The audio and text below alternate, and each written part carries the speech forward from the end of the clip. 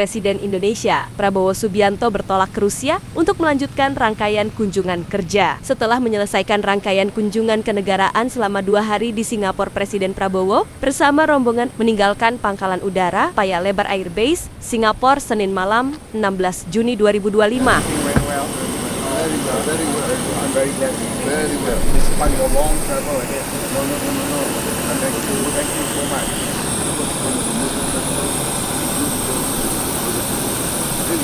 Keberangkatan Presiden Prabowo dilepas Menteri Luar Negeri Singapura, Ivian Balakrishnan, dan Duta Besar kedua negara. Lawatan Presiden Prabowo ke Rusia untuk memenuhi undangan Presiden Rusia, Vladimir Putin, serta menghadiri sejumlah pertemuan di Rusia.